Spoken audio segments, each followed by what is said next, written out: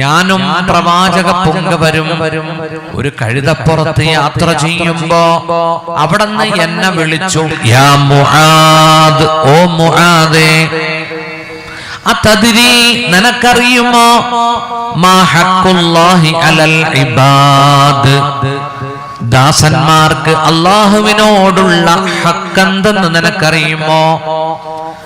അല്ലാഹുവിനും അവന്റെ തിരുദൂതർക്കും അറിയാം. അവിടെന്ന് പറഞ്ഞു, ദാസന്മാർക്ക് അല്ലാഹുവിനോടുള്ള ഹഖ്, കടമ, അയ്യഅബ്ദു വലാ യുശ്രികൂ ബിഹി ശൈആ, അവരല്ലാഹുവിനെ ആരാധിക്കുകയാണ് വേണ്ടത്. അല്ലാഹുവിന്റെ കൂട്ടത്തിൽ ആരെയും പങ്കു ചേർക്കരുത്.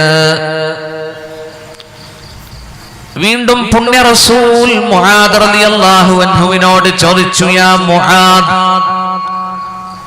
അല്ലയോ മുആദേ റളിയല്ലാഹു അൻ, അതദ്രി മാ ഹഖ്ഖുൽ ഇബാദി അലല്ലാഹ്, നിങ്ങൾക്കറിയുമോ, അതദ്രി മാ ഹഖ്ഖുൽ ഇബാദി അലല്ലാഹ്, അല്ലാഹുവിന് തന്റെ ദാസന്മാരോടുള്ള ഹഖ് എന്താണെന്നറിയുമോ?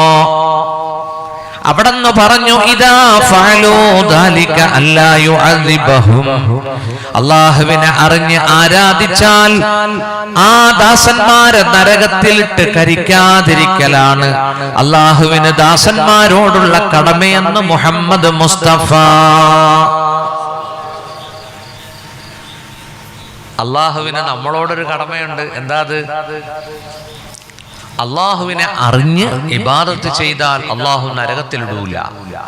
നമുക്ക് അല്ലാഹുവിനോടുള്ള കടമ അല്ലാഹുവിനെ അറിഞ്ഞ് ഇബാദത്ത് ചെയ്യുക. അല്ലാഹു തൗഫീഖ് ചെയ്യട്ടെ. സഹോദരങ്ങളെ, ഇനി നമുക്ക് കടമകളിലേക്ക്, ബാധ്യതകളിലേക്ക് കടക്കാം.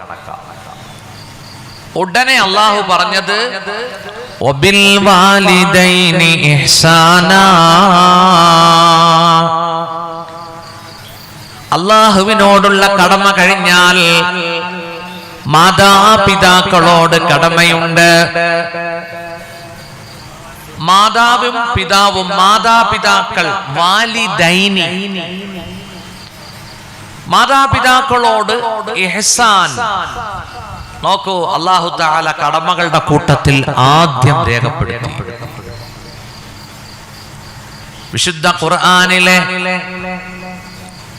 അൽ ഇസ്രാ അധ്യായത്തിൽ അല്ലാഹു പറയുന്നു, വഖലാ റബ്ബുക്, നിന്റെ റബ്ബ് ജഡ്ജിമെന്റ് നൽകുന്നു, അല്ലാ തഅബ്ദു ഇല്ലാ ഇയ്യാ, അവനെ അല്ലാതെ ആരാധിക്കരുത്. വബിൽ വാലിദൈനി ഇഹ്സാനാ, മാതാപിതാക്കൾക്ക് നന്മ ചൊരിയണമെന്നും അല്ലാഹു തീരുമാനിക്കുന്നു, അവൻ ജഡ്ജിമെന്റ് നൽകുന്നു. നോക്കൂ, എന്നിട്ട് അല്ലാഹു എടുത്തു പറയുന്നു, ഇമ്മാ യബ്ലുഗന്ന ഇൻദകൽ കിബറ അഹദുഹുമാ ഔ കിലാഹുമാ, മാതാപിതാക്കളിൽ രണ്ടുപേരും അല്ലെങ്കിൽ ഒരാൾ വാർദ്ധക്യത്തിലുണ്ടെങ്കിൽ, ഫലാ തഖുൽ ലഹുമാ ഉഫിൻ, നീ അവർ രണ്ടുപേരോടും പറയരുത് ഉഫിൻ, ഉഫിൻ എന്ന് പറയരുത്, ഛേ എന്ന് പറയരുത്. വലാ തൻഹർഹുമാ, നീ മാതാപിതാക്കളെ ആക്ഷേപിക്കരുത്, വിരട്ടരുത്. വഖുൽ ലഹുമാ ഖൗലൻ കരീമാ, റെസ്പെക്റ്റ് ഉള്ള വാക്ക് അവർ രണ്ടുപേരോടും നീ പറയണം.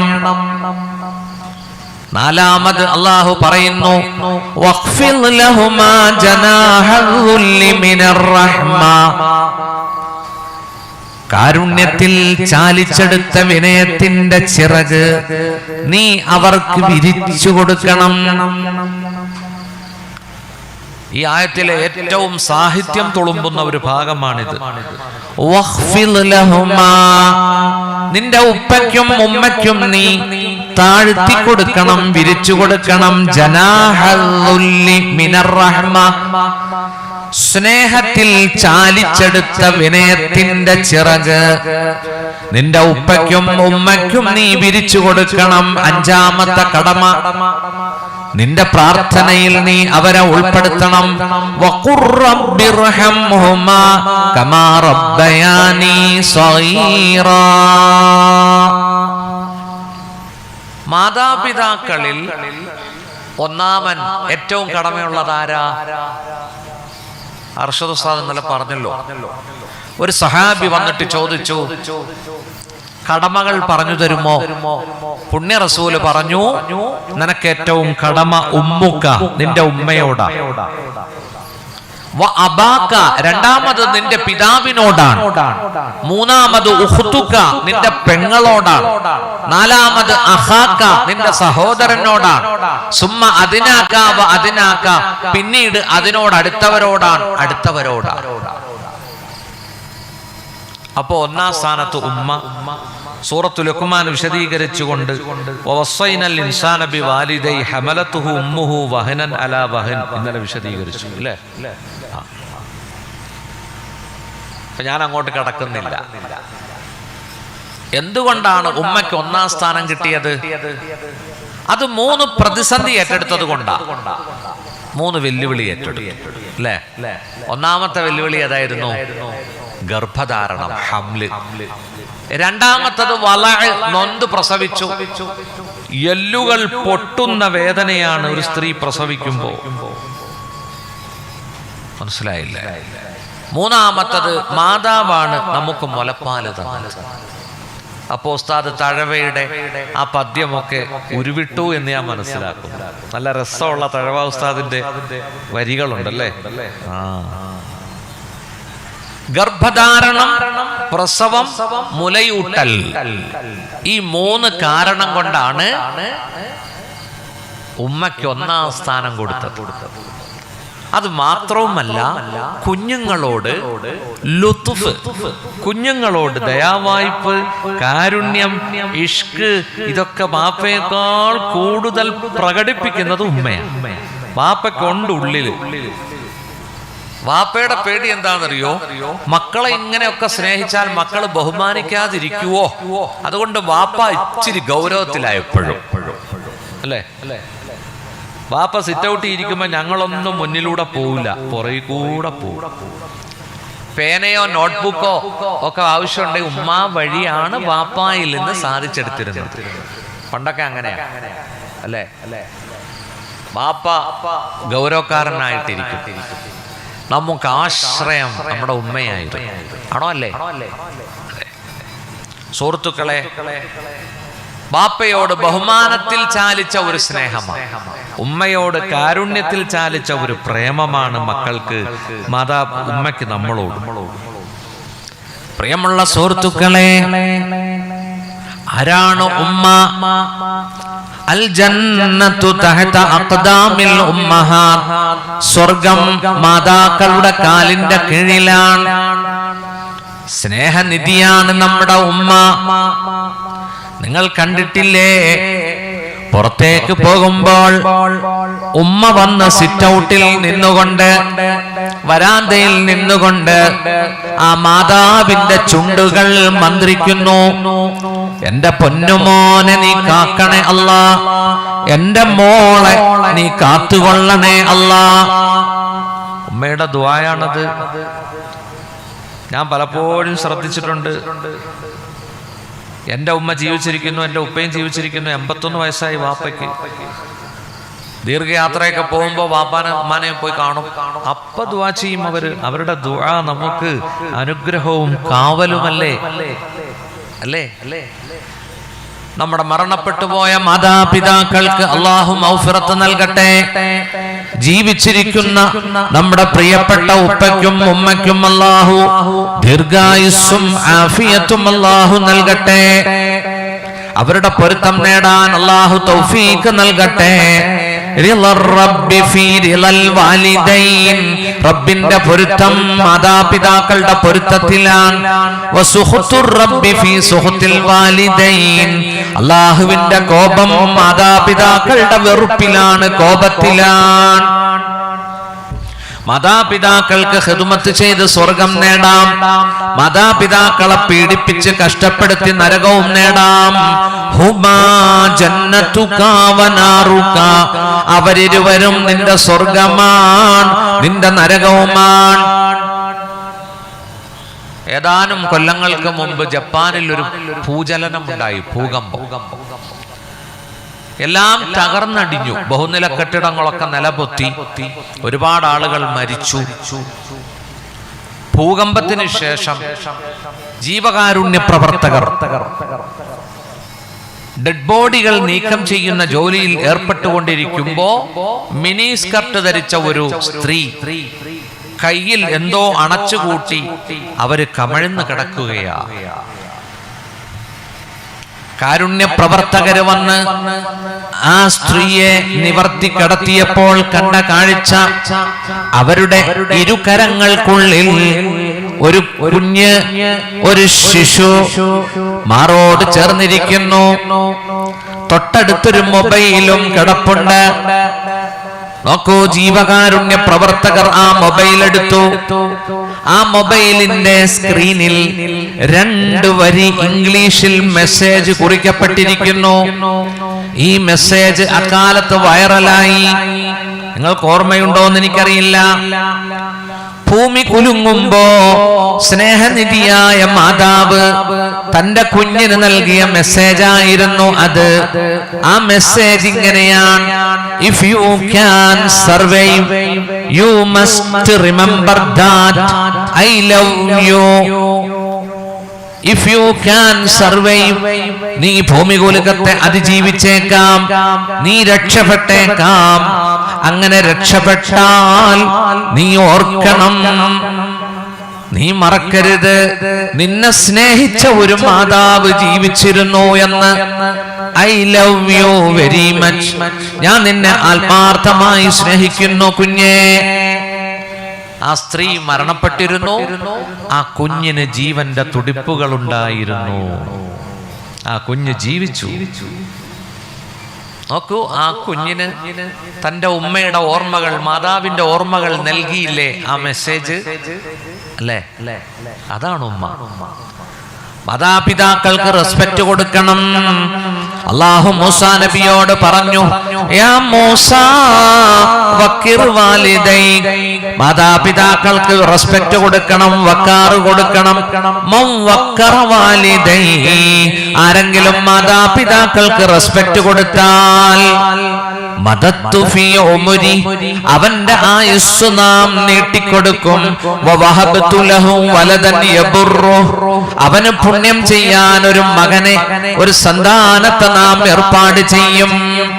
യാ മൂസാ മൻ അക്ക വാലിദൈ, ആരെങ്കിലും മാതാപിതാക്കളെ കഷ്ടപ്പെടുത്തിയാൽ കസർതു ഫീ ഉമരി, അവന്റെ ആയുസ്സ് നാം ചുരുക്കും. വവഹബ്തു ലഹു വലദൻ യഉഖു, നിന്നെ കഷ്ടപ്പെടുത്താൻ ഒരു സന്താനത്തെ നിനക്ക് നൽകും. അല്ലാഹു കാക്കട്ടെ. എല്ലാ മക്കളും എതിരായില്ലെങ്കിലും ഒരെണ്ണമെങ്കിലും എതിരായാൽ തീർന്നു, അത് മതി, പിന്നെ തീരില്ല. അല്ലേ? നമ്മുടെ മാതാപിതാക്കളെ നമ്മൾ സ്നേഹിച്ചാൽ നമുക്ക് അല്ലാഹു നമ്മളെ സ്നേഹിക്കുന്ന മക്കളെ തരും. ബിർറു ആബാഅകും തബറുക്കും അബ്നാഉകും, നിങ്ങളുടെ മാതാപിതാക്കളോട് നിങ്ങൾ പുണ്യം ചെയ്യണം, നിങ്ങളുടെ മക്കൾ നിങ്ങൾക്ക് പുണ്യം ചെയ്യും. വഇഫു, നിങ്ങൾ ഇഫ്ഫത്തിൽ ജീവിക്കണം, പാതിവൃത്യത്തിൽ ജീവിക്കണം. തഇഫു നിസാഉകും, നിങ്ങളുടെ സ്ത്രീകളും പാതിവൃത്യത്തിൽ ജീവിക്കും. ആണുങ്ങളുടെ പോക്ക് ശരിയല്ലെങ്കിൽ പെണ്ണുങ്ങളും ട്രാക്ക് തെറ്റിയെ സഞ്ചരിക്കും. നിങ്ങൾ ഇഫ്ഫത്ത് മുറുകെ പിടിക്കണം, നിങ്ങളുടെ പെണ്ണുങ്ങൾക്കും ഇഫ്ഫത്ത് അല്ലാഹു കൊടുക്കും എന്ന് നബിയുനാ റസൂലുള്ളാഹി. മാതാപിതാക്കളെ ആദരിക്കാൻ, ബഹുമാനിക്കാൻ അല്ലാഹു തൗഫീഖ് നൽകട്ടെ. ഇന്നലെ മാതാപിതാക്കളെ കുറിച്ച് 2 മണിക്കൂർ ഉസ്താദ് വിശദീകരിച്ചില്ലേ? ഉസ്താദ് പറയാത്ത ഒരു സംഭവം ഞാൻ പറയാം, നിങ്ങളുടെ ഹൃദയത്തിൽ ഒന്ന് ഓർക്കാൻ വേണ്ടി ഒന്നുകൂടി. മാതാപിതാക്കളെ കഷ്ടപ്പെടുത്തിയവർക്ക് പണിഷ്മെന്റ് പരലോകത്തിലല്ല, ഈ ദുനിയാവിൽ അല്ലാഹു വേഗത്തിലാക്കുമെന്ന ഹദീസുണ്ട്. കുല്ലു ദുനൂബ് യുഅഖിറുല്ലാഹു മിൻഹാ മാ യശാഉ ഇലാ യൗമിൽ ഖിയാമ, എല്ലാ പാപങ്ങളുടെയും അനന്തരഫലം ഖിയാമത്ത് നാളിലേക്ക് അല്ലാഹു മാറ്റിവെച്ചിട്ടുണ്ട്. ഇല്ലാ ഉഖൂഖൽ വാലിദൈൻ, ഉപ്പയെയും ഉമ്മയെയും ദ്രോഹിച്ചതൊഴിച്ച് മാതാപിതാക്കളെ കഷ്ടപ്പെടുത്തിയാൽ യുഅജ്ജലു ലിസാഹിബിഹി ഫിൽ ഹയാതി ഖബ്ലൽ മമാത്, മരണത്തിനു മുമ്പ് ദുനിയാവിൽ വെച്ച് അതിന്റെ ശിക്ഷ അല്ലാഹു വേഗത്തിലാക്കുന്നതാണ്. ഈ ദുനിയാവിന്ന് കിട്ടും, ഇവിടെ നിന്ന് തന്നെ അല്ലാഹു തരും. പടച്ചോൻ കാക്കട്ടെ. ഒരു സംഭവം പറയാം. ഇമാം ബുഖാരി റഹ്മഹുല്ലാഹ് സഹീഹ് ബുഖാരിയിൽ റിപ്പോർട്ട് ചെയ്ത ഒരു സംഭവം. സഹീഹ് ഉള്ളപ്പോൾ പിന്നെ ലൈഫ് പറയേണ്ട ആവശ്യമില്ലല്ലോ അല്ലേ? സഹീഹ് എല്ലാം പറഞ്ഞു കഴിഞ്ഞിട്ട് പിന്നെ വേണേ ലൈഫ് പറയും. كان رجل في بني إسرائيل يقال له جريج يتعبد في صومعته. ബനു ഇസ്രായേലിൽ ഒരു ആബിദ് ജീവിച്ചിരുന്നു. ആ ആബിദിന്റെ പേര് ജുറൈജ് റളിയല്ലാഹു അൻഹു. ജുറൈജ് എന്നായിരുന്നു. യതഅബ്ബദു ഫീ സൗമഅതി, അവിടത്തെ കൂടാരത്തിൽ ഇരുന്ന് ദിക്റും ഇബാദത്തുമായി കഴിച്ചുകൂട്ടിയിരുന്നു. സൗമഅത്ത് എന്ന് പറഞ്ഞാൽ കൂടാരം, ടെന്റ് എന്നൊക്കെയാണ് അർത്ഥം. ഒറ്റക്കിരുന്ന് ആരാധിക്കുകയായിരുന്നു ആ ആബിദ്. ഒരു ദിവസം ഉമ്മ വന്നു വിളിച്ചു, യാ ജുറൈജ്, ജുറൈജ് മോനെ. ഇബാദത്തിലായിരുന്നു, നമസ്കാരത്തിലായിരുന്നു, മറുപടി കൊടുത്തില്ല. രണ്ടാമത്തെ ദിവസവും വന്ന് വിളിച്ചു, മൂന്നാമത്തെ ദിവസവും വന്ന് വിളിച്ചു. ജുറൈജ് മറുപടി കൊടുക്കാതെ വന്നപ്പോ ആ ഉമ്മ പറഞ്ഞു പോയി, അല്ലാഹുമ്മ ലാ തുമിത്തുഹു ഹത്താ യൻളുറ ഇലാ വുജൂഹിൽ മുമിസാത്ത്. അല്ലാഹുവേ, എന്റെ മോൻ ജുറൈജിനെ നീ മരിപ്പിക്കരുത്. ഹത്താ യൻളുറ ഇലാ വുജൂഹിൽ മുമിസാത്ത്, അഭിസാരികമാരുടെ മുഖം കാണുന്നതുവരെ, അഭിസാരികമാരുടെ മുഖം കാണുന്നതുവരെ എന്റെ മകൻ ജുറൈജിനെ നീ മരിപ്പിക്കല്ലേ. ഒരൊറ്റ ദുആ, അത് ക്ലിക്കായി. എങ്ങനെയാ ക്ലിക്കായത്? എങ്ങനെയാ കണ്ടോ? ആ സ്ത്രീ മടുത്തിട്ട് അങ്ങനെ പറഞ്ഞു പോയി. ഇങ്ങനെയുള്ള ദുആകളൊന്നും മേടിച്ചെടുക്കരുത് മക്കളായ നമ്മൾ, അല്ലേ? നോക്കൂ, ജുറൈജിന്റെ കീർത്തി അത് രാജ്യത്തിന്റെ അതിർത്തികളും വിട്ടു. നാട്ടുകാരും എല്ലാവരും ജുറൈജിനെ അറിയാൻ തുടങ്ങി. പോപ്പുലറായി, പ്രശസ്തനായി. അതോടൊപ്പം കുറച്ച് അസൂയക്കാരും വർദ്ധിച്ചു. ഒരാൾ അറിയപ്പെടുന്നതിനനുസരിച്ച് ഹുസാദുകളുണ്ടാവും, ശത്രുക്കളുണ്ടാവും. നാടൻ ഭാഷയിൽ പറഞ്ഞാൽ പാര പണിയാൻ ആളുണ്ടാവും. ഫോൺ കോള് പോലും നിരീക്ഷിക്കാൻ ആളുണ്ടാവും. മനസ്സിലായില്ല? ഒരിക്കൽ ഒരു ഇമാമിന് ഒരു ഫോൺ കോള് വന്നു. ഒരു സ്ത്രീയാ വിളിക്കുന്നത്. സത്യത്തിൽ സ്ത്രീ അല്ലായിരുന്നു. സ്ത്രീയുടെ ശബ്ദത്തിൽ ഒരു പുരുഷൻ ഇമാമിനെ പരീക്ഷിച്ചതാണ്. ഉസ്താദല്ലേ? ഉസ്താദിന്റെ പ്രഭാഷണമൊക്കെ കേൾക്കാറുണ്ട്. ഉസ്താദിന്റെ പ്രസംഗം എനിക്ക് ഭയങ്കര ഇഷ്ടമാണ്. ഉസ്താദ് തന്നെ നല്ല സുന്ദരനോ ആണല്ലോ. അതിൽ ഉസ്താദ് അങ്ങ് വീണു. പിന്നെ സുഹൃത്തുക്കളെ അവര് രണ്ടുപേരും സംസാരിക്കാൻ തുടങ്ങി. ഇതിവിടെ റെക്കോർഡ് ചെയ്യുന്നുണ്ടായിരുന്നു. മനസ്സിലായില്ല? പിന്നെ ആ പെണ്ണൊരു സ്ഥലത്തേക്ക് വിളിച്ചു. ഉസ്താദ് വിഷമത്തോടുകൂടി അവിടെ ചെന്നു. പിന്നെ ജനങ്ങൾ പഞ്ഞിക്കിട്ടു. പിന്നെ എന്താ സംഭവിച്ചതറിയാമല്ലോ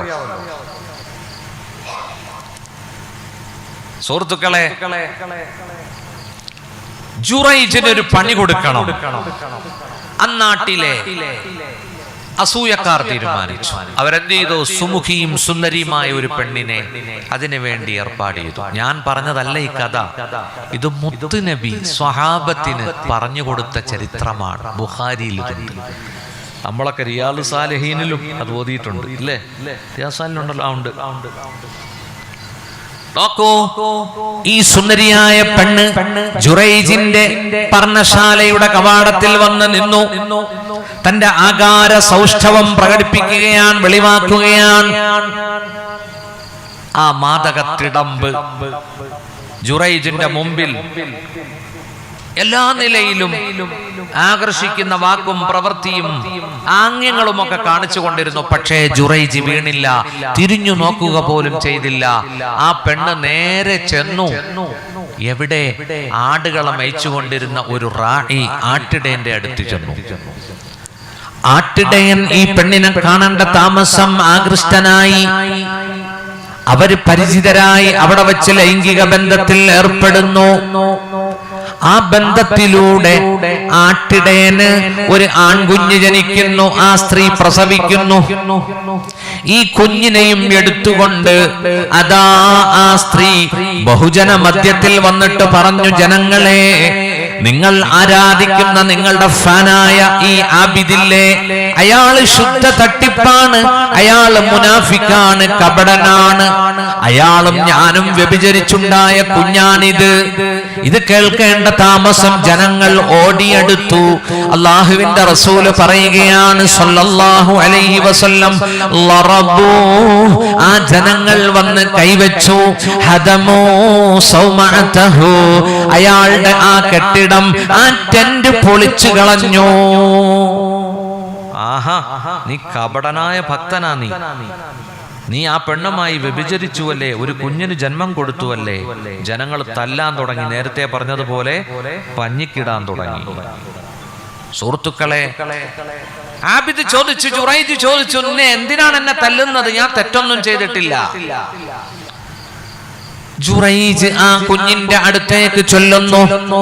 പ്രാർത്ഥനകൾക്ക് ശേഷം ആ കുഞ്ഞിന്റെ പൊക്കിൾ ഭാഗത്ത് ജുറൈജ് വിരൽ കൊണ്ട് കുത്തിക്കൊണ്ട് ചോദിക്കുന്നു, യാ ഗുലാം മൻ അബാക, അല്ലയോ കുഞ്ഞെ, ആരാണ് നിന്റെ പിതാവ്? മുത്തുറസൂല് പറയുകയാണ്, സംസാരിക്കുന്ന പ്രായത്തിനു മുമ്പ് തൊട്ടിലിൽ വെച്ച് സംസാരിച്ച ഒരു കുട്ടിയാണിത്. നോക്കൂ, ആ കുട്ടി പറയുകയാണ്, ഫുലാനുർ റാഈ, എന്റെ പിതാവ് ആട്ടിടയനാണ്. ആട്ടിടയനാണ് എന്റെ പിതാവ് എന്ന് പറഞ്ഞപ്പോ ജനങ്ങളെല്ലാം മൂക്കത്ത് വിരൽ വെച്ചു. അവര് വന്നു മാപ്പ് പറഞ്ഞു, കാലു പിടിച്ചു. അവര് വന്നുകൊണ്ട് മസഹോഹോ, ആബിദിനെ തലോടാൻ തുടങ്ങി, തടവാൻ തുടങ്ങി, തടവി മുത്തി മണത്താൻ തുടങ്ങി. അവര് പറഞ്ഞു, നബിനി സൗമഅതക മിൻ ദഹബ്, പൊളിച്ചു കളഞ്ഞ നിന്റെ ടെന്റ് പർണശാല ഞങ്ങൾ സ്വർണം കൊണ്ട് പണിത് തരാം. ഉണ്ടോ? അടിയും കൊടുത്ത് പൊളിച്ചും കളഞ്ഞ ജനങ്ങൾ തന്നെ തിരിഞ്ഞുപ്പോ. ജനങ്ങൾ ഇങ്ങനെ തിരിഞ്ഞോണ്ടേയിരിക്കും, ഇങ്ങോട്ടും തിരിയും അങ്ങോട്ടും തിരിയും. മനസ്സിലായി? പ്രിയപ്പെട്ട സുഹൃത്തുക്കളെ, എന്ത് സംഭവിച്ചു? ഇതോടുകൂടി ചരിത്രം തീർന്നു. എന്താ ചരിത്രത്തിന്റെ ഗുണപാഠം? അള്ളാഹുവിന്റെ റസൂൽ സല്ലല്ലാഹു അലൈഹി വസല്ലം സഹാബത്തിന് പറഞ്ഞ ഈ ചരിത്രത്തിന്റെ ഗുണപാഠം, ഉമ്മയുടെ പ്രാർത്ഥന സഫലമായി ഒരു അഭിസാരികയായ സ്ത്രീയുടെ മുഖം കാണേണ്ടി വന്നു ജുറൈജിന്. ആ സ്ത്രീയുടെ ആരോപണം ഏതാനും ദിവസം നിലനിന്നു. അദ്ദേഹത്തിന്റെ നിരപരാധിത്വം, അദ്ദേഹത്തിന്റെ ആ വിശുദ്ധി നോക്കൂ, അല്ലാഹു തആല അദ്ദേഹത്തെ അതിൽ നിന്ന് മുക്തനാക്കി. അല്ലാഹു തആല അത് തെളിയിച്ചു സമൂഹത്തിന്റെ മധ്യത്തിൽ. പ്രിയപ്പെട്ട സുഹൃത്തുക്കളെ, മാതാപിതാക്കളുടെ വായിൽ നിന്ന് ബദ്ദുആ മേടിക്കരുത്. നമ്മൾ അവരുടെ അനുഗ്രഹപൂർണമായ പ്രാർത്ഥനകൾ നേടിയെടുക്കണം. നമ്മുടെ ഭാവിക്കത് നല്ലതാണ്. മാതാപിതാക്കൾക്ക് പുണ്യം ചെയ്യണം. നോക്കൂ, പുണ്യ റസൂൽ സ്വർഗത്തിൽ കടന്നപ്പോ ആയിഷ റളിയല്ലാഹു അൻഹ പറയുന്നു, അല്ലാഹുവിന്റെ റസൂൽ കേട്ടു, സമിഅതു ഖിറാഅതൻ, സ്വർഗത്തിനകത്ത് ഖുർആൻ പാരായണം ചെയ്യുന്നത് മുത്തുനബി കേട്ടു. ഖുൽതു, ഞാൻ ചോദിച്ചു, മൻ ഹാദാ, ഇതാരാണ് ഈ ഓതുന്നത്? ഖാലു ഹാരിസതു ബിനു നുഅ്മാൻ, സ്വർഗത്തിൽ ഖിറാഅത്ത് നടത്തുന്നത് ഹാരിസത്ത് ബിനു നുഅ്മാനാണ്.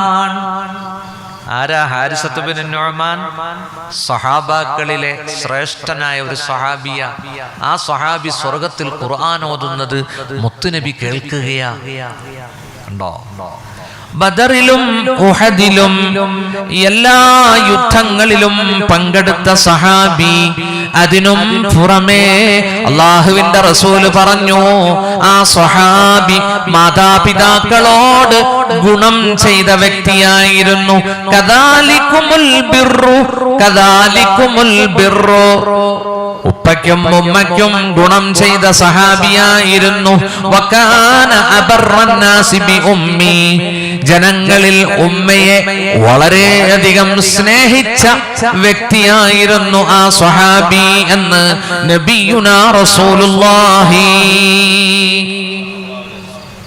സഹാബാക്കളിൽ ശ്രേഷ്ഠതയുള്ള സഹാബി ഹാരിസത്ത് ബിൻ നുഅ്മാൻ, സ്വർഗത്തിൽ ആ മഹാന്റെ ഖിറാഅത്ത് മുത്തുനബി കേൾക്കണമെങ്കിൽ അവര് ചെയ്ത സുഹൃതം എന്താ? ഉമ്മയെ പരിപാലിച്ചു. അല്ലാഹു തൗഫീഖ് നൽകട്ടെ. ഞാൻ ഇൻഷാ അല്ലാഹ് ഇനി മാതാപിതാക്കളിൽ നിന്ന് ഇൻഷാ അല്ലാഹ് കുടുംബ ബന്ധത്തിലേക്ക് വബിദിൽ ഖുർബ, അല്ലാഹു തആല ഒരു 9ഓളം കടമകൾ അവിടെ ആയത്തിൽ പറയുന്നു. നോക്കൂ, മാതാപിതാക്കളെ സ്നേഹിക്കണം, അവരെ ആദരിക്കണം, അവരുടെ പൊരുത്തം നമ്മൾ നേടിയെടുക്കണം. ഇനി കടമ ബാധ്യത നമുക്കുള്ളത് വബിദിൽ ഖുർബ. അല്ലാഹു പറയുന്നു, അടുത്ത ബന്ധുക്കളോട് കടമയുണ്ട്. അല്ലാഹു കുടുംബ ബന്ധം ചേർക്കാൻ തൗഫീഖ് നൽകട്ടെ, മുറിക്കുന്നതിൽ നിന്ന് അല്ലാഹു കാക്കട്ടെ. പരിശുദ്ധ ഖുർആൻ സൂറത്തുൻ നിസാ 1-ാമത്തെ സൂക്തം തന്നെ കുടുംബ ബന്ധത്തെ കുറിച്ചാണ്. അല്ലാഹു പറയുന്നു, യാ അയ്യുഹന്നാസ് ഇത്തഖൂ റബ്ബകുമുല്ലദീ ഖലഖകും മിൻ നഫ്സിൻ വാഹിദ. ഓ ജനങ്ങളെ, നിങ്ങൾ അല്ലാഹുവിനെ സൂക്ഷിച്ചുകൊള്ളണം. അവനാണ് നിങ്ങളെ പടച്ചത് ഒരേ ശരീരത്തിൽ നിന്ന്, ഒരേ ആത്മാവിൽ നിന്ന്. മിൻ നഫ്സിൻ വാഹിദ വഖലഖ മിൻഹാ സൗജഹാ, ആ ശരീരത്തിൽ നിന്ന് അതിന്റെ ഇണയെ അവൻ സൃഷ്ടിച്ചു. وبث منهما رجالا كثيرا ونساء, ഈ ആണിൽ നിന്നും പെണ്ണിൽ നിന്നും ധാരാളം പുരുഷന്മാരെയും സ്ത്രീകളെയും അല്ലാഹു ഭൂമിയിൽ പരത്തി. ഒരൊറ്റ ശരീരം അല്ലാഹു തആല ആ ശരീരത്തിൽ നിന്ന് അതിന്റെ ഇണയെ സൃഷ്ടിച്ചു. ആദം അലൈഹിസ്സലാമിനെ അല്ലാഹു കളിമണ്ണിൽ നിന്ന് സൃഷ്ടിച്ചു. അവിടെ ആണുമില്ല പെണ്ണുമില്ല, അല്ലേ? ആദം അലൈഹിസ്സലാമിനെ അല്ലാഹു നേരിട്ട് കളിമണ്ണിൽ നിന്ന് പടച്ചു. ആദം അലൈഹിസ്സലാമിനെ ഉറക്കി മയക്കി അനസ്തേഷ്യ പോലെ നോക്കൂ. എന്നിട്ട് ഇടതുഭാഗത്തെ വാരിയെല്ലാം അങ്ങോട്ട് ക്ലോണിങ്ങിലൂടെ ഊരിയെടുത്തു. അതിൽ നിന്ന് വഖലഖ മിൻഹാ സൗജഹാ, അതിന്റെ സൗജിനെ സൃഷ്ടിച്ചു. ഭാര്യ എന്നല്ല അല്ലാഹു പറഞ്ഞത്, ഇണ. അത് ഇൻഷാ അല്ലാഹ് ലാസ്റ്റ് നമ്മൾ കടപ്പാടുകൾ പറഞ്ഞു തീർക്കുമ്പോ ഭാര്യ ഭർത്തൃ ബന്ധം പറയുമ്പോ ഇൻഷാ അല്ലാഹ് നമുക്ക് അവിടെ വിശദീകരിക്കാം. ആദം അലൈഹിസ്സലാം മയക്കത്തിൽ നിന്ന് കണ്ണു തുറന്നു നോക്കുമ്പോൾ സുന്ദരിയും സുമുഖിയുമായ ഒരു അഴകുള്ള പെൺകുട്ടി തൊട്ടടുത്ത്. ആ സ്ത്രീയാണ് മാനവകുലത്തിന്റെ നമ്മുടെ പ്രിയപ്പെട്ട ഉമ്മയായ ഹവ്വ. സുഹൃത്തുക്കളെ, അതിൽ നിന്ന് നോക്കൂ, ഒരേ ആണിൽ നിന്നും പെണ്ണിൽ നിന്നും ധാരാളം റിജാലും ധാരാളം നിസാഇനെയും അല്ലാഹു പടച്ച് പരത്തി വിട്ടു. ഇന്നിപ്പോ ഭൂഗോളത്തിൽ 700 കോടി, അത് മാസങ്ങൾക്ക് മുമ്പ്, ഇപ്പൊ എത്രയോ കോടി കവിഞ്ഞിട്ടുണ്ട്. ഒരു 730 കോടിയൊക്കെ ആയിട്ടുണ്ടെന്നാണ് പറയുന്നത്. ഇന്ന് ഭൂമുഖത്ത് ജീവിച്ചിരിക്കുന്നവരാ എത്ര കോടികൾ മരിച്ചുപോയി, അല്ലേ? എന്നിട്ട് അല്ലാഹു പറഞ്ഞു, വത്തഖുല്ലാഹല്ലദീ തസാഅലൂന ബിഹി വൽ അർഹാം, നിങ്ങൾ അല്ലാഹുവിനെ സൂക്ഷിക്കണം. വത്തഖുല്ലാഹല്ലദീ തസാഅലൂന ബിഹി, ഏതൊരു അല്ലാഹുവിന്റെ പേരിലാണോ നിങ്ങൾ പരസ്പരം ചോദിക്കുന്നത്, ആ അല്ലാഹുവിനെ നിങ്ങൾ സൂക്ഷിക്കണം. വൽ അർഹാം, കുടുംബ ബന്ധങ്ങളും സൂക്ഷിക്കണം. സുഹൃത്തുക്കളെ, ഒരിക്കൽ ഒരു സഹാബി മുത്തുനബിയുടെ സദസ്സിൽ വന്നിട്ട് പറഞ്ഞു, ഇന്നി അദ്നബ്തു ദംബൻ അലീമാ, ഞാൻ വലിയ തെറ്റു ചെയ്തു പോയി, ഫഹൽ ലീ മിൻ തൗബ, എനിക്ക് തൗബയുണ്ടോ? അവിടെന്ന് ചോദിച്ചു, ഫഹൽ ലക മിൻ നിന്റെ ഉമ്മ ജീവിച്ചിരിപ്പുണ്ടോ? ആ സ്വഹാബി പറഞ്ഞു, എന്റെ ഉമ്മ മരണപ്പെട്ടു. ഫഹൽ ലക മിൻ ഖാല, നിനക്ക് മാതൃ സഹോദരിയുണ്ടോ? അപ്പോൾ ആ സ്വഹാബി പറഞ്ഞു, ഉണ്ട്. അവിടെ നിന്ന് പറഞ്ഞു, ഫബിർറഹാ, മാതൃ സഹോദരിക്ക് നീ പുണ്യം ചെയ്യണം, നിന്റെ ദോഷങ്ങൾ അല്ലാഹു പുറത്തു തരും. ഹദീസിൽ വരുന്നുണ്ട്, അൽ ഖാലത്തു ബിമൻസിലത്തിൽ ഉമ്മി, മാതൃ സഹോദരി മാതാവിന്റെ സ്ഥാനത്താണ്. നമ്മൾ എളാമയെന്നും കൊച്ചുമ്മയെന്നും മുത്തുമ്മയെന്നും ഒക്കെ വിളിക്കും, അവര് ഉമ്മയുടെ സ്ഥാനത്താണ്. അതുപോലെ അടുത്ത ബന്ധുക്കളിൽപ്പെട്ടതാണ് ഉമ്മയുടെ സഹോദരൻ മാമ ഖാല്, ബാപ്പയുടെ സഹോദരൻ അമ്മ, എളാപ്പ മൂത്താപ്പ, ബാപ്പയുടെ സഹോദരിമാർ അമ്മത്ത്. ഇവരെല്ലാം അടുത്ത ബന്ധുക്കളാണ്, അവരുടെ മക്കൾ. അതിങ്ങനെ സ്പ്രെഡ് ചെയ്യുമ്പോ അല്ലേ, എളാപ്പ മൂത്താപ്പ അവരുടെ മക്കൾ, മാമി അവരുടെ മക്കൾ, മാതൃ സഹോദരി മാമ അവരുടെ മക്കൾ, അങ്ങനെ ഒരു വൃത്തം ഇങ്ങനെ സ്പ്രെഡ് ചെയ്ത് വരും അല്ലേ. ആ എന്തിനാ? അവര് പടർന്ന് പന്തലിച്ചാൽ പോരാ, അവരോട് നമുക്ക് കടമയുണ്ട്. കണ്ടോ, അതാണ് കുടുംബ ബന്ധം ചേർക്കാൻ അല്ലാഹു പറഞ്ഞു.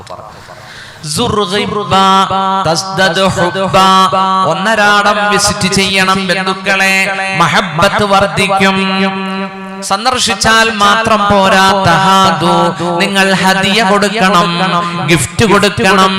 ഫഇന്നഹാ തുഖർരിബുൽ ഖുലൂബ്, അത് ഹൃദയങ്ങളെ യോജിപ്പിക്കുമെന്ന് മുഹമ്മദ് മുസ്തഫ. പെരുന്നാളിനും നബിദിനത്തിനും ഒക്കെ കുടുംബത്തിലൊക്കെ ഒന്ന് പോകണം. ഒരു 2 കിലോ നേന്ത്രപ്പഴവും 1 കിലോ ആപ്പിളും, എളാമയ്ക്ക് ഒരു ചെറിയ ലുങ്കിയും, ഹദിയ ഒരു 500 കൂട്ടത്തിൽ കൊടുത്താൽ ഒരു വല്ലാത്തൊരു ചിരി വരുന്നത് കാണാം. എന്റെ പൊന്നുപോലെ, നീ എനിക്കറിയാവടാ നീ എൻ്റെ അടുത്ത് വരുമെന്ന്, അങ്ങനെയുള്ള ഡയലോഗ് ഒക്കെ അല്ലേ. എന്തിനെ കെട്ടിപ്പൂട്ടി വെക്കുന്നത്? കൊടുക്ക്, കുടുംബബന്ധം ചേർക്ക് അല്ലേ. പ്രിയമുള്ള സുഹൃത്തുക്കളെ, അല്ലാഹു ഖുർആനിൽ പറഞ്ഞു, കുടുംബബന്ധം ചേർക്കണം, അവരെ സന്തോഷിപ്പിക്കണം, അവർക്ക് നമ്മുടെ സമ്പത്ത് കൊടുക്കണം. നോക്കൂ, കുടുംബത്തിൽ എല്ലാവരും സമ്പന്നരല്ല, ചിലർ ദരിദ്രരുണ്ട്. അവരെ നാം സഹായിക്കണം, അവർക്ക് ഫുഡും അവർക്ക് വസ്ത്രവും ഒക്കെ വാങ്ങിച്ചു കൊടുക്കണം. അവർക്ക് ജീവിക്കാൻ മാർഗമില്ലെങ്കിൽ ജീവിത മാർഗം നാം കാണിച്ചു കൊടുക്കണം. തന്നാൽ കരയേറ്റേണ്ടവർ എത്ര പേരോ താഴത്ത് പാഴ്ചേറ്റിലമർന്നിരിക്കെ താൻ ഒറ്റയിൽ ബ്രഹ്മപദം കൊതിക്കും. തപോനിധിക്കെന്തൊരു ചാരിതാർത്ഥ്യം.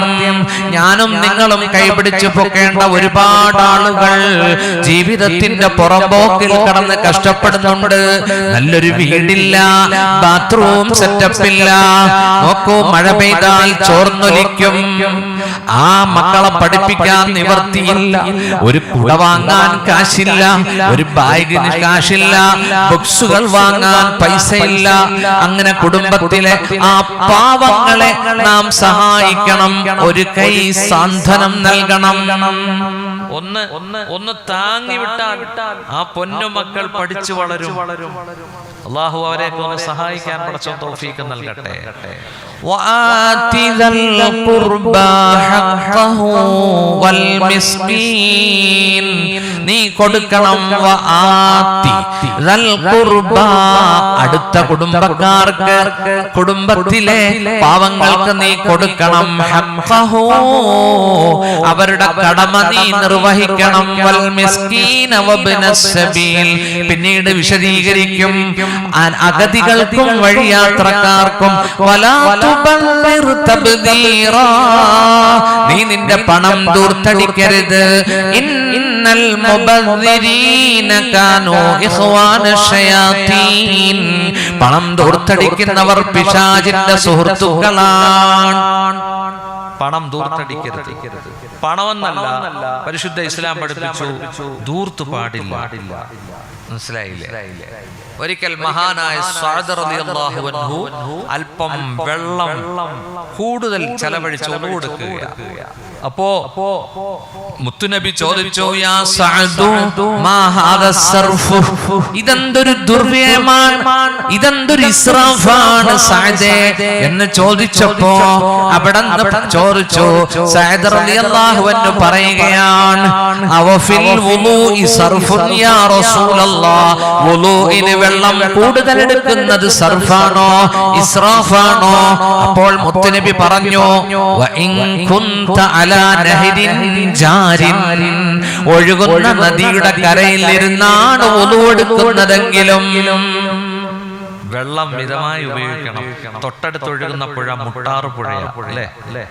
മുട്ടാറ് പുഴയിൽ നിന്ന് വുളൂ എടുത്താലും ശരി, വെള്ളം മിതമായി ഉപയോഗിക്കണമെന്ന് മുഹമ്മദ് മുസ്തഫ. അല്ലേ? വലിയ കൊട്ടാരം പണിയാമോ? പണിയോ? ഒരു 2-3 നില കൊട്ടാരം പണിയോ? എന്തിനാ? മിൻ സഅദത്തി ഇബ്നു ആദം, മനുഷ്യന്റെ വിജയത്തിൽപ്പെട്ടതാണ് ഏതൊക്കെ? ഒന്ന് മസ്കനുൻ സാലിഹുൻ, നല്ലൊരു ഭവനം. മർഅത്തുൻ സാലിഹ, സാലിഹത്തായ ഒരു ഭാര്യ. അല്ലേ? പിന്നെ മർകബുൻ സാലിഹുൻ, നല്ല സാലിഹായ ഒരു വാഹനം. ഞാൻ ആദ്യം ഒരു 800 എടുത്തു, പിന്നെ സെന്നാക്കി, പിന്നെ സ്വിഫ്റ്റ് എടുക്കാതെ പിന്നെ ഒരു എർട്ടിഗ എടുത്തു. സുബ്ഹാനല്ലാഹ്. അങ്ങനെ തർക്കബുന്ന തബക്കന്നൻ തബക്ക്, പടിപടിയായിട്ട് ഒരു വാഹനം വേണോ വേണ്ടേ? ഒരു വാഹനം വേണം. അല്ലാഹു നിങ്ങൾക്കൊക്കെ നല്ലൊരു വാഹനം നൽകട്ടെ. ആമീൻ. ഓടിയും ബെൻസും വാങ്ങിച്ചില്ലെങ്കിലും മോശമല്ലാത്ത ഒരു വാഹനം അല്ലേ? അല്ലാഹു പടച്ചോൻ നൽകട്ടെ. ഇൻഷാ അല്ലാഹ്. സുഹൃത്തുക്കളെ, അല്ലാഹു പറഞ്ഞു, നീ പണം ദൂർത്തടിക്കരുത്. ഇന്നൽ മുബദ്ദിരീൻ, പണം ദൂർത്തടിക്കുന്നവർ പിശാചിന്റെ സുഹൃത്തുക്കളാണ്. നബിയും സഹാബത്തും ഒരു ദിവസം നടന്നു പോകുമ്പോൾ ഒരു വലിയ ബംഗ്ലാവ് കണ്ടു, ഉയർത്തി കെട്ടിയ ഒരു വീട് കണ്ടു. ആരുടേതാണ് ആ വീട്? മുത്തുനബി ചോദിച്ചു. അപ്പോൾ സഹാബത്ത് പറഞ്ഞു, അത് ഇന്ന സ്വഹാബിയുടെ വീടാണ്. ആ സ്വഹാബി വന്നുകൊണ്ട് പ്രവാചകന്റെ സദസ്സിൽ സലാം പറഞ്ഞു. മുത്തുനബി തല തിരിച്ചു, അവിടത്തെ മുഖം തിരിച്ചു, സലാം മടക്കിയില്ല. ആ സ്വഹാബി അന്വേഷിച്ചപ്പോ, നിന്റെ വീട് അല്ലാഹുവിന്റെ റസൂല് കണ്ടതുകൊണ്ടാണ്, നിന്റെ കൊട്ടാര സമാനമായ ആ വലിയ വീട് കണ്ടതുകൊണ്ടാണ്. ആ സ്വഹാബി എന്ത് ചെയ്തു? നേരെ ചെന്നു, ഹദമഹു, അതിനെ പൊളിച്ചു കളഞ്ഞു. സവ്വാഹു ബിൽ അർള്, ഭൂമിയോട് അതിന്റെ തറ ലെവലാക്കി ആ വീട് തന്നെ പൊളിച്ചു കളഞ്ഞു. അല്ലാഹുവിന്റെ റസൂൽ പറഞ്ഞു, അമാ ഇന്ന കുല്ല ബിനാഇൻ വബാലുൻ അലാ സാഹിബി, എല്ലാ കെട്ടിടത്തിന്റെയും ഉടമസ്ഥർക്ക് ആ കെട്ടിടം നാളെ പരീക്ഷണമാണ്.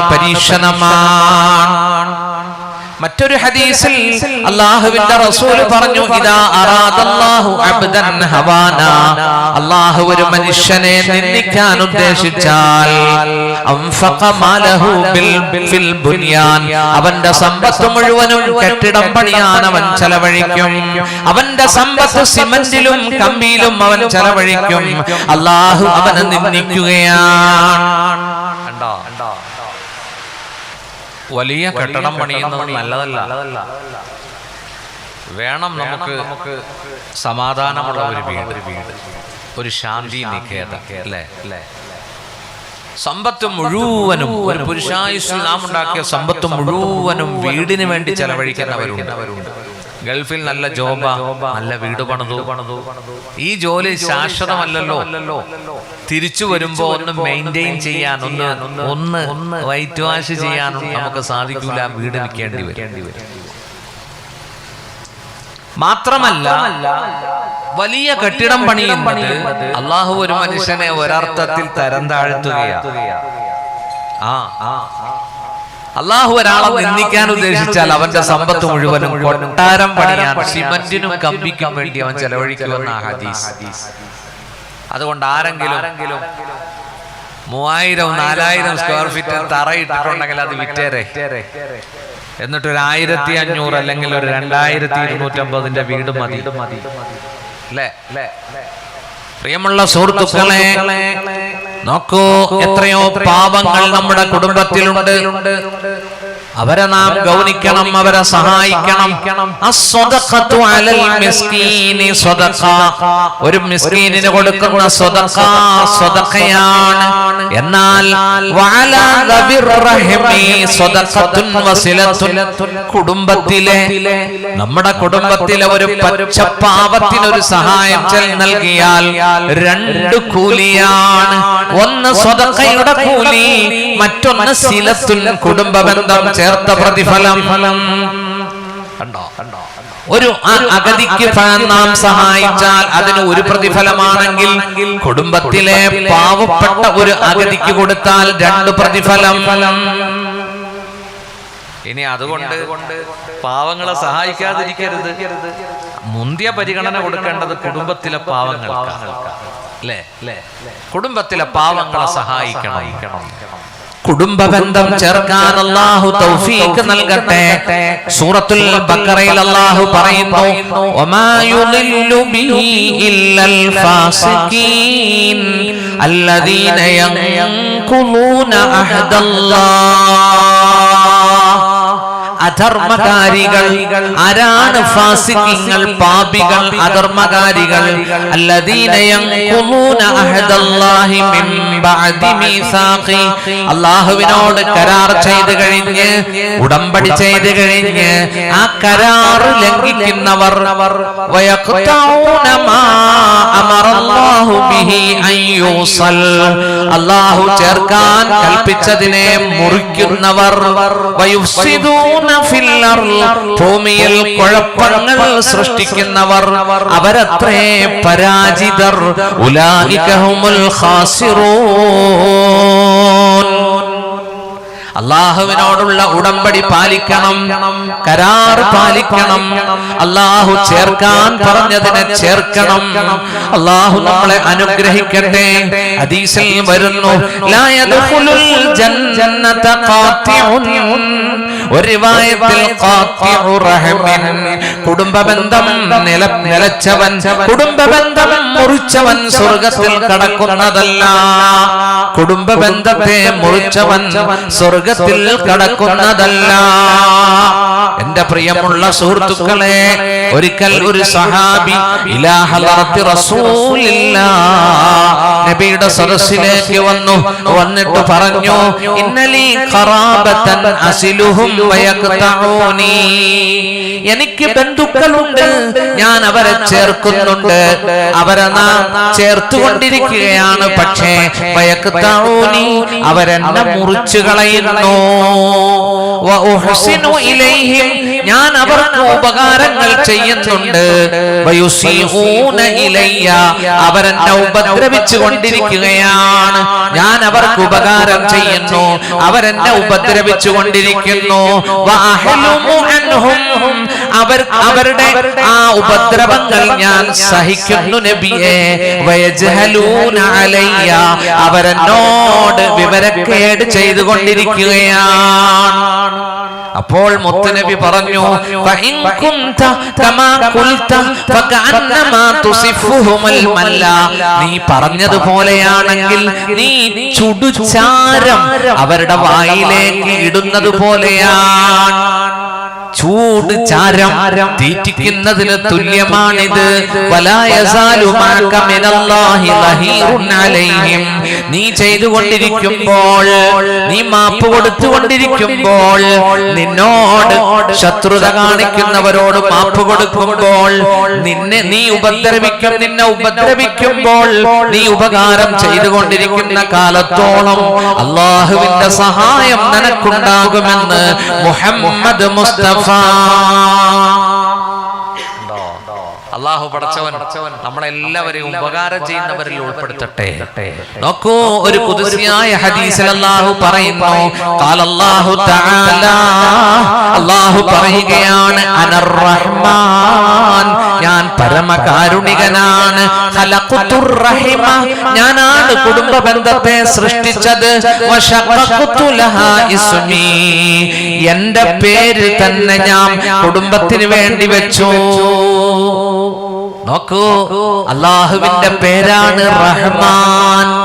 അതിൽ 3 അക്ഷരമാണ് റാഉം ഹാഉം മീമും. കുടുംബ ബന്ധത്തിന് അറബിയിൽ പറയുന്നത് റഹിം എന്നാണ്. ഹാഇന് കസ്റാണ് റഹിം. എല്ലാ കുടുംബ ബന്ധങ്ങളും മൊട്ടിടുന്നത് എവിടെയാ? അത് റഹമിലാണ്. ഹാഇന് സുക്കൂൻ, റഹമ യൂട്രസ്. എല്ലാ ബന്ധങ്ങളും മൊട്ടിടുന്നത് ഗർഭപാത്രത്തിലാണ്. നോക്കൂ, കുടുംബ ബന്ധം റഹിമ, ഗർഭപാത്രത്തിന് റഹമ. അല്ലാഹു റഹ്മാൻ. അല്ലാഹു പറയുകയാണ് അർ-റഹിമു മുത്തനബി പറയുകയാണ് അർ-റഹിമു മുതഅല്ലിഖത്തുൻ ബിൽ അർശ്. കുടുംബ ബന്ധം അർശുമായി ബന്ധപ്പെട്ടിരിക്കുന്നു, അല്ലാഹുവിന്റെ അർശുമായി ബന്ധപ്പെട്ടിരിക്കുന്നു. തഖൂൽ, കുടുംബ ബന്ധം പറയുന്നു, മൻ വസലനി വസലഹു അല്ലാഹ് വമൻ ഖതഅനി ഖതഅഹു അല്ലാഹ്. എന്നെ ചേർത്തവരെ നീ ചേർക്കണമേ, എന്നെ മുറിച്ചവരെ നീ മുറിക്കണമേ എന്ന് കുടുംബ ബന്ധം പറയുന്നു എന്ന് മുഹമ്മദ് മുസ്തഫ. സുഹൃത്തുക്കളെ, ഈ ഇരിക്കുന്നത് കണ്ടാൽ എന്തൊരു ഒരുമയാ അല്ലേ? നല്ല ഐക്യത്തിലാണ് ഇപ്പൊ ഇരിക്കുന്നത്. പക്ഷേ സുബ്ഹാനല്ലാഹ്, മനസ്സ് മുഴുവനും നെരിപ്പോടാ അല്ലേ? എത്ര പേരായി പിണങ്ങി കഴിയുന്നത്? ആങ്ങളൊക്കെ പെങ്ങളെ വേണ്ട, ബ്രദേഴ്സ് തമ്മിൽ പിണക്കം അല്ലേ? ഈ അടുത്ത കഴിഞ്ഞ ഹജ്ജിനും കേട്ടോ, ഞങ്ങളുടെ നാട്ടിൽ ഒരു സഹോദരൻ ചെന്ന് ഹജ്ജിന് ഞാൻ പോവുക കേട്ടോ എന്ന് പറഞ്ഞപ്പോ ഒരൊറ്റ ഓടിച്ചു ജ്യേഷ്ഠ നിന്റെ ഹജ്ജ് മനസ്സിലായി. അല്ലാഹു കാക്കട്ടെ. സുഹൃത്തുക്കളെ, വഴിയും റോഡും നന്നാക്കാൻ സ്ഥലം കൊടുക്കൂല, ഒരടി കൊടുക്കൂല. നോക്കൂ, ഫലവൃക്ഷങ്ങൾ ചാഞ്ഞു നിൽക്കുന്നു, അതുകൊണ്ട് ഉപദ്രവിക്കും മനുഷ്യൻ. ഞാൻ അയൽപക്ക ബന്ധം പറയുമ്പോ ആ ഭാഗത്തേക്ക് കടന്നു വരാം. അല്ലാഹു നമ്മുടെ ഹൃദയം വിശാലമാക്കി തരട്ടെ. പ്രിയപ്പെട്ട സുഹൃത്തുക്കളെ, മുത്തുനബി പറയുകയാണ്, ലൈസൽ വാസിലു ബിൽ മുകാഫിഇ, ഉപകാരം ചെയ്തവന് ഉപകാരം ചെയ്യലല്ല മുകാഫഅത്ത്, കുടുംബബന്ധം ചേർക്കുക എന്ന് പറയുന്നത്. നേരെ മറിച്ച് ഉപദ്രവിക്കുന്നവർക്ക് മാപ്പ് കൊടുക്കുക. നോക്കൂ, കഷ്ടപ്പെടുത്തുന്നവർക്ക് ഉപകാരം ചെയ്യുക. ബന്ധം മുറിച്ചവർക്ക് ബന്ധം ചേർക്കലാണ് ഏറ്റവും വലിയ പ്രത്യുപകാരം എന്ന് മുഹമ്മദ് മുസ്തഫ. അല്ലാഹു തൗഫീഖ് നൽകട്ടെ. അതുകൊണ്ട് പിണങ്ങി കഴിയരുത്, കുടുംബബന്ധം ചേർക്കണം. അതുകൊണ്ട് 2 ഗുണമുണ്ട്. അല്ലാഹുവിന്റെ റസൂൽ പറഞ്ഞു, മൻ അഹബ്ബ അൻ യുബ്സത ലഹു ഫീ റിസ്ഖി വയുനസ്സ ലഹു ഫീ അസരി.